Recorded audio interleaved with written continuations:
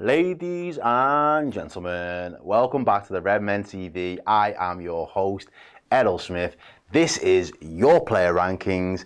This is the board to find out who's been boss, who's been sound, and who's been a yim. Do you know what? Fuck it. The referee, what was you on? Are you messing? That referee performance was absolutely shocking. Tell me I'm lying. Let me know in the chat. Am I lying? Because that referee performance was shocking. Are you messing? What was that? But I'm more asked about the Liverpool team because, again, Slot's machine, the slot machine keeps cashing out. Baby, we are absolutely flying on all cylinders at the moment. Let's get started with this lad. Baby Ali. Baby Ali in the chat, ladies and gentlemen. Talk to him nicely. Kevin Kelleher. Yo, do an ancestry DNA test on him because he's got Brazilian in his genes. There's a Brazilian goalkeeper way back that macked an Irish lady way back. And then all of a sudden now we've got Kelleher. Trust me, this lad was absolutely brilliant. Everyone in the chat's going, boss, nailed on. It is absolutely nailed on. Make no mistake about it. Hi, boss. He was brilliant today. Those two saves before half-time off the set pieces. Bearing in mind, Villa hadn't really troubled us with the set pieces. We'd even countered and scored off the back of the first set piece that went wrong, went tits up, and we was just clinical. Virgil just puts the ball into a little bit of space, Mo runs onto it, fouled, Salah was fouled, make no mistake about it. Any other referee, Stevie Wonder would see that he was fouled. David Coote doesn't. Anyway, Darwin Núñez makes the most of the non-advantage advantage, sidesteps Martinez and scores. We punished him, we was clinical. But when it mattered most, when they was able to put up a quality ball into the box and Arne gets up for it, he's there. Big hand, big save. Does it again a couple moments later, off the line, big save. Keeps it a clean sheet again. Another clean sheet. He's had 2 in a week so far for us. He's been absolutely brilliant. Yeah, I've got people there. Whoa, right. Christopher Campbell says he was boss. I'm not violating his ancestors. I'm bigging up his ancestors, saying, yo, they did the right thing, man. Shit. Knocky Knock says he was boss. Haslar says Kelleher's boss as always. Special K is boss. I like that. I like that, yo. Yeah. Loving this whole lot. Conceding less. Yeah, Henry says, should we be keeping Kelleher instead of... Yo, I'd rather not be having that conversation if I'm being honest with you. I find it a little bit hard to score this young man today because he doesn't feature for a very long time. I think Liverpool are already 1-0 up by the time he comes off the pitch. It is very difficult to kind of give a real accurate reflection on Trent's performance. I'm just going to put him as sound by default because we won 2-0. If anyone else has anything that was standout or anything, Haslar says we can give him, boss anyway because we're top. We could do that, but people just get a little bit too carried away. And I think, let's try and do it based on merit, really. And I think up until that point, he was sound. He wasn't exposed. Nobody really got at him. Nobody, skinned him out of his teeth or nothing like that. I think he was absolutely sound. Hoping that the injury isn't serious as well, because then that would be boss. It was able to show.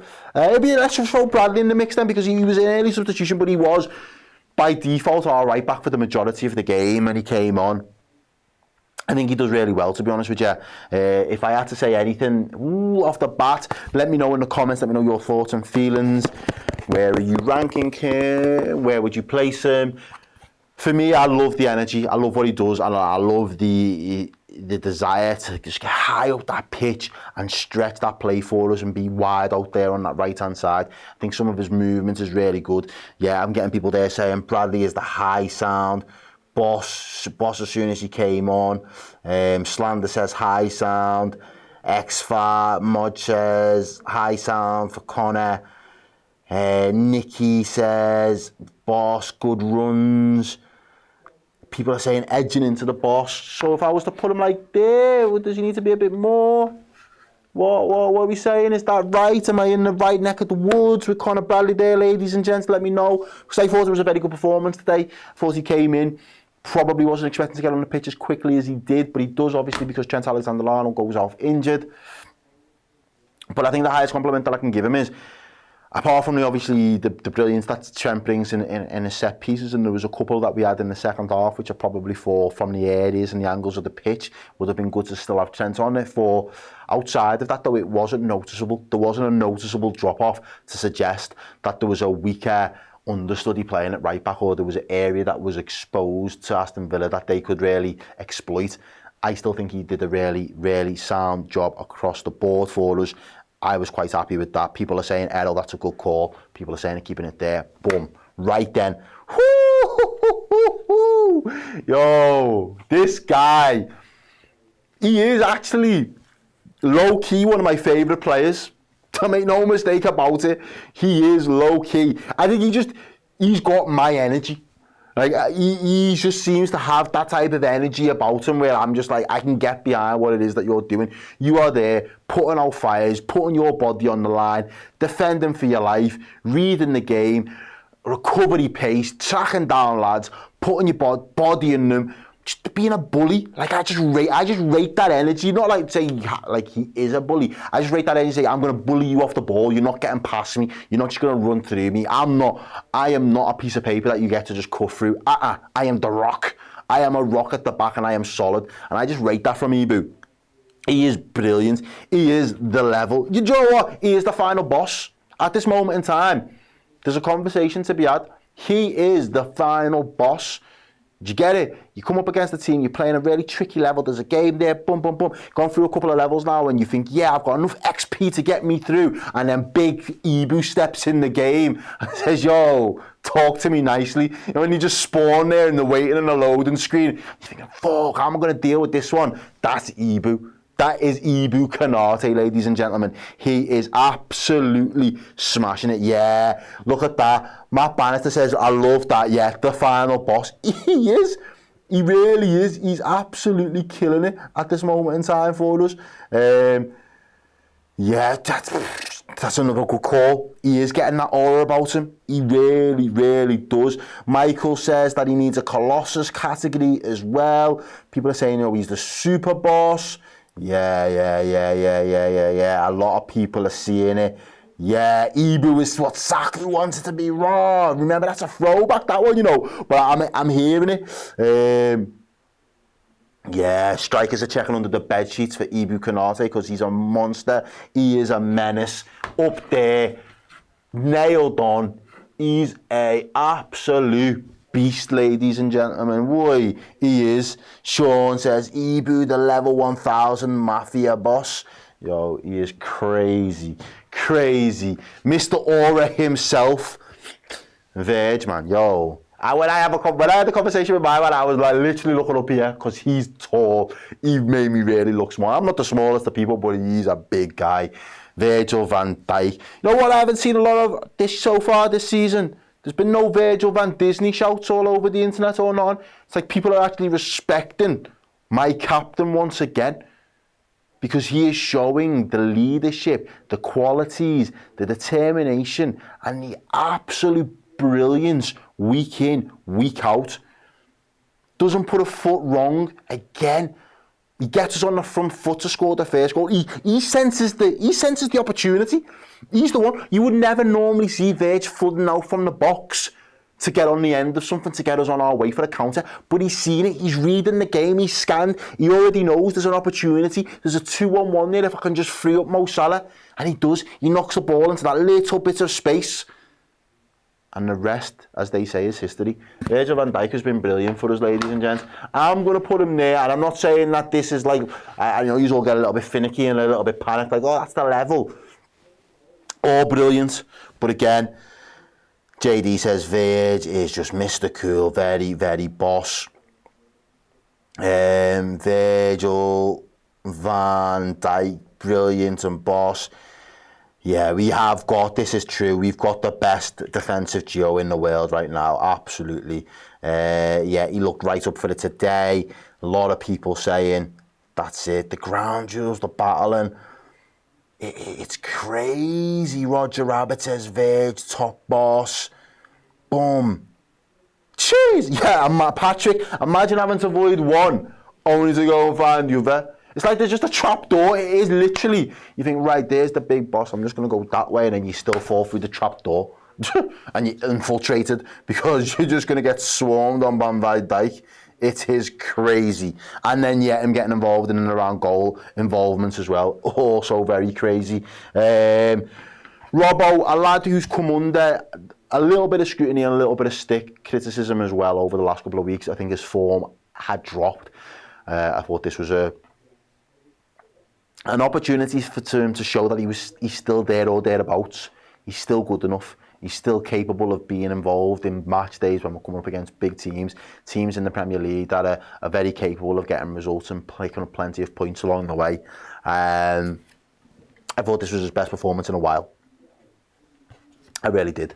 I think it has looked uncomfortable for Robbo at times so far this season. I think getting up to speed, getting up to full fitness, and the demands of what it is going to take to nail down a place in Slot's system, I think has been a challenge. And again, being one of the older ones in the squad, sometimes it is a little bit more difficult to adapt to new systems and implement them when your body's so used to doing things in a certain way, you've got so used to doing things in a certain way, you know, being so moulded and adapted to the way that Jurgen Klopp wanted you to play, and knowing it was just second nature, and all of a sudden you've become a learner again at, you know, the tender age of, you know, close to approaching mid-30s.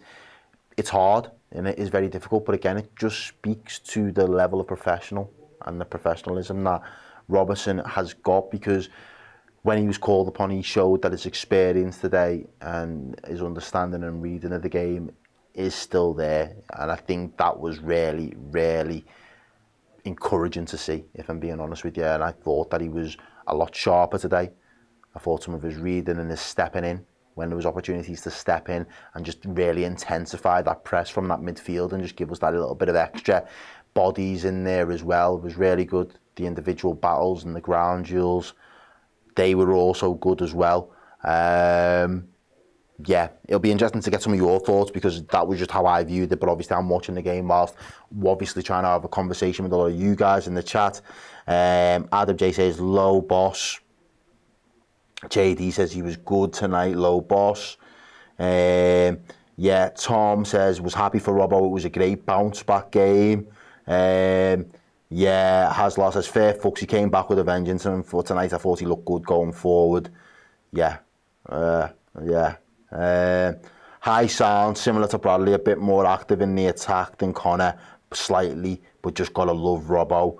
Made some good runs today. Yeah, I think there's a general consensus then there really in the chat. So thank you very much for sharing the sentiment that Robbo is probably, you had to kind of give him a ranking. He's in and around what Conor Bradley was doing, which was absolutely fine. We said that he was a high sound Virgin on the border of boss anyway. So it is good. Okay, Pam says he turned 30 mid-March. He's not mid-30s. All right, he's had a hard paper round, and it's growing up in Scotland for you, that. Because he looks older than me, and I'm 33, so I'm mid-30s nearly anyway. That's just what I take from that. But yeah, no, I still think 30 in terms of footballing, you're probably definitely seen as a senior player. So to have had so many years playing under one particular way, being asked to do the same thing week in, week out, it does become second nature. To then change everything up and have to be malleable and flexible to another system and new instructions, it takes a little bit of time. Like, you know, you try and show me how to do something now, 5-10 years ago, it would have been water off a duck's back. It would have been fine to learn it and just pick it up and just take it in my stride. Now it just takes a little bit longer to get bedded in. So that's all I meant by that. Chris Conroy says, lad, you look 45. Whoa! Wow, you prick.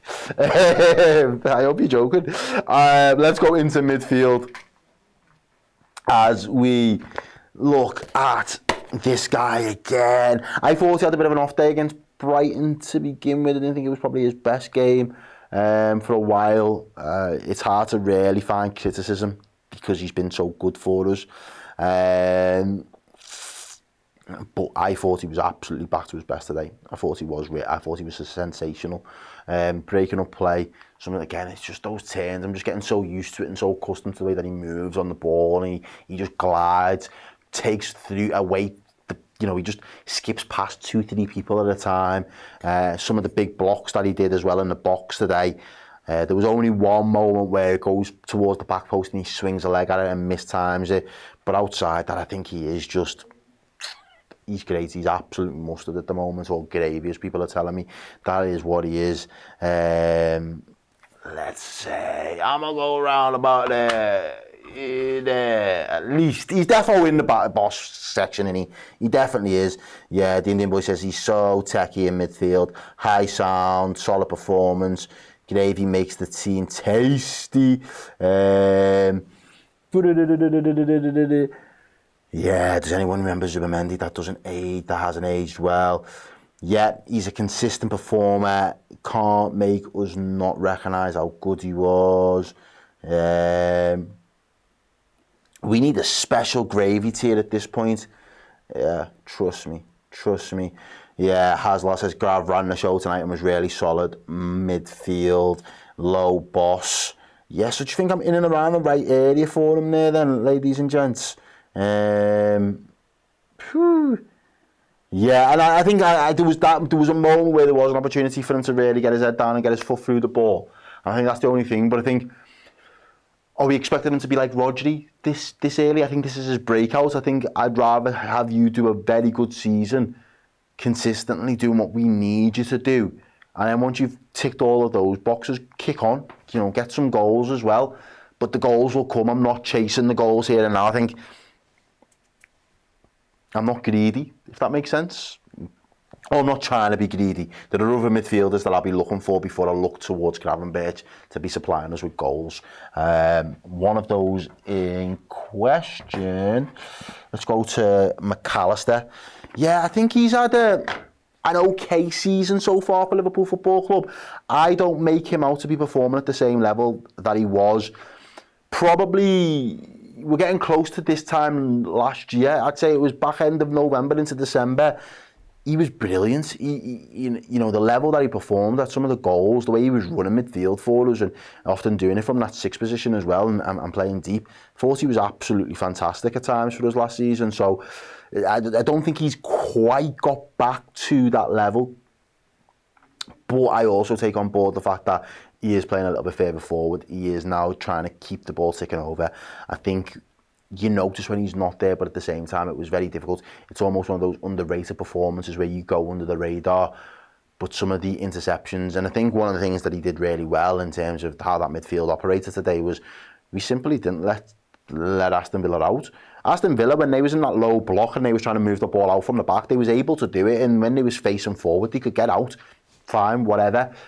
When it comes to those quick transitions and Liverpool lost the ball high up the pitch and then Aston Villa got the opportunity to get 2-3 passes and then be out, Liverpool were all over them, they swarmed them, and his press and some of his sharp tackles and high press and intensity up the pitch, I think was really a real contributing factor to that. I would say that he was definitely in the high sounds conversation. I'd say he was. I don't know if he was boss, but I think he's in the high sounds. Like if I had to, I'd be like, yo, you're in there somewhere. Yeah, let me know. Yeah, he says, I liked him. He was the same level as Maka for me today. His form of the role he's asked to play. Yeah. High sound as well. People are saying I agree with that one there. Yeah, he seems to be fairly balanced, so I'll give you that. Curtis Jones, ladies and gents. Curtis Jones. Ooh. Slot asked him for that consistency, and I think there have been a couple of moments today where he was really good. I don't think it was his best performance, but again, I don't think there was anything really bad with it. There was a lovely bit of skill at some point as well when he just leaves 3 at one point. The way he keeps hold of the ball, yeah, people are saying he was solid. Yeah, I think he was sound. I get it. I'm not. Look, let's not get it twisted. Liverpool are top of the league, top of Europe. 5 points clear. We've just beat Aston Villa again, another team that'll be fighting for Europe come the end of the season. We're bossing it at this moment in time as a team, and as a team it is really difficult to say anybody is underperforming or actually not pulling their weight. I do not think that is the case, and I thought he had a really good first half as well. Probably try and push him up a little bit higher if the magnet didn't keep dropping down, but I thought he is on that border of being boss for us today. And I think again, being part of this Liverpool team, nobody's carrying anybody's water at this moment in time. Everybody is pulling their weight, and it is fantastic to see. Yeah, Alex TW says all of the boys were boss tonight.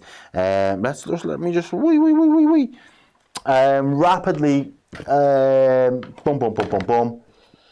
the front three, because we can fire through some of these now. Diaz probably not had the best game since obviously coming back from a hat-trick the other day. I'd say it was probably a lower-ish sound performance. I don't really think the performance was sound, if I'm honest with you. I thought he had a bit of a bad game, but again, it's very difficult to single him out, to say, oh, you're messing, lad, when Liverpool have just won 2-0. He's been a part of that team. He's been a part of Liverpool winning. He's been putting up numbers. I think, you know, we just have to accept that today was a low sound performance from Diaz, and it hasn't cost us anything in the process. If every one of our forwards had that kind of impact today, we would have struggled and we wouldn't have been able to break down this Aston Villa side. The benefit is we had two players today that absolutely nailed it, and I think both of them deserve a lot of credit. I'm going to put Darwin as a low boss, and I'm going to put Salah as obviously boss, because in terms of Darwin, the harder opportunity and the harder chance that I spoke about when Virgil obviously get us on our way, he has every right to do it because he's made the chance himself by that point in time, and I don't think the referee in play is actually going to give that foul. So Darwin has to put the ball in the back of the net in order for VAR to really intervene and look at it anyway. He does that. But then what happens after that? He has two glorious opportunities. One where he's through on goal again, and he's probably coming in on his preferred side as well, coming in more off that left-hand side and the angle. And he's not forced, you know, the defender's not closing him down, so he has to take the shot early. You know, Martinez hasn't rushed out at him. He's got time. He just gets the execution all wrong. And then I think for me, the one with the free header as well was a big opportunity. And I think as a striker, there's some of your moments where you've just got to get the best out of it, and you've literally just got to get it on target and make the keeper's life difficult. And he fails to do that. So simply, those two finishes weren't good enough, but the hardest finish was brilliantly done. I think you'd be I think you'd be doing him a bit of a disservice if he said he was just sound, because I think for what he's been doing in recent weeks, he deserved the goal. He deserved a little bit of service as well, and he deserved to get us on our way. And I think, again, Salah is just absolutely a freak. Like, let's not get it twisted. What Salah's doing at this moment in time is absolutely remarkable. And he, on his own, could be single-handedly spearheading us towards a title charge, which is mad to say, because I didn't think he still had that in him. I'll be honest, I wasn't convinced. But by God, he's got it in him. He looks like he wants a title. He's hungry. He wants another Premier League winners medal wrapped around his neck come May. Let me tell you. Ladies and gents, moving into the substitutes. Szoboszlai, I thought he was sound when he came on, was fine. There was nothing really to write home about. Again, I just thought it was good energy, refreshing, getting him in there. So I thought that was good, again, bringing in that level. Gakpo, probably... Gakpo. Trying to think, does he have a big chance? He tries to do that one where he cuts back in off the left. Yeah, it doesn't really get overly too many opportunities. I'd say, again, sound, lower sound. Endo, same sound. I'm loving what they've done here. Woo! The gaffer's got one as well. Let me know what you think about the gaffer. I don't know, it's easy for everyone to just start flooding in the boss, but tell me what you've liked about him so far. Let me know, and I will try and read out some of the best. You tell me a little bit about the gaffer, because I think we know he's been boss. And I'll start thinking about man of the match as well. Bit of high boss, people are saying, for the gaffer. They're loving it. Szoboszlai was sound. Yeah, I've covered that. Szoboszlai was. It was fine. Yeah, Gakpo and Dom sound. Yeah, Slot. Afra says Slot is calm, cool and collective. Yeah. Benny65 says Slot knows his shit, boss all the way. Gaffer is a maestro. Endo was sound. Boss is agile at making changes in game. I like that. I think that's a really good comment as well, because I think me and Steve picked up on that in the second half, the way that Diaz and Jones slowly started to move a bit more centrally. Before Darwin came off, he started to move over to the left-hand side in a couple of phases of play. I just think he just makes a few tweaks in game. That means you don't necessarily have to make substitutes first. He wants to see if the tweaks can be effective before he then has to start replacing personnel. And I just think he's got that meticulous nature about him that really does try to squeeze every last bit out of his players along the way. And I think you've got to consistently be able to do that for the course of a season. And we had doubts about, is he rotating enough? Does he rotate enough? But the way he's got this team playing, he don't look tired. He don't look like they need to be rotated in any real way. It is good viewing at the minute, let's be honest, ladies and gents. Yeah, he's leads by pulling rather than by pushing. I like that. Yeah, backheel Panenka says that Slot is just magnificent. Right again. Yeah, someone said that he got everything right again. Especially impressive in the curveball of having Trent out that early. Yeah, absolutely. Each match, each week, it's like another piece of the jigsaw. Yeah, I think he has been brilliant. Time for your man of the match, ladies and gents. Okay, let us know, because I do think it is a toss-up between Salah and Konate. It is a difficult one. Is it going to go Salah? Is it going to go Konate? Let us know. People are saying Ibu. Knockety Knock says Ibu. Salander says Salah man of the match. Omar J says Konate. Matty P says Salah man of the match. Andy A says Salah. Konate, Ibu. It's mad. Yeah, people are saying Ibu or we riot. We give Salah his flowers plenty on this show. Redmen TV, final words, player ratings out there will have given Salah his flowers, I am sure. But for me, for the energy, for another clean sheet as well. And again, it's not easy to keep these clean sheets while you've got Alisson in goal, and you've got Kelleher in goal, but Kelleher's doing bits himself.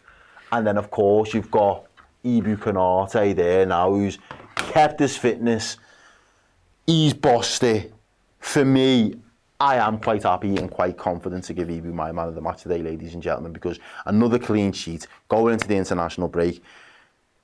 Hopefully no major injury concerns to look at. We have to keep an eye out on Trent. But I think aside from that, I think we've been absolutely brilliant so far. We have been box office. We are bossing the Premier League. We're bossing the Champions League. 5 points clear.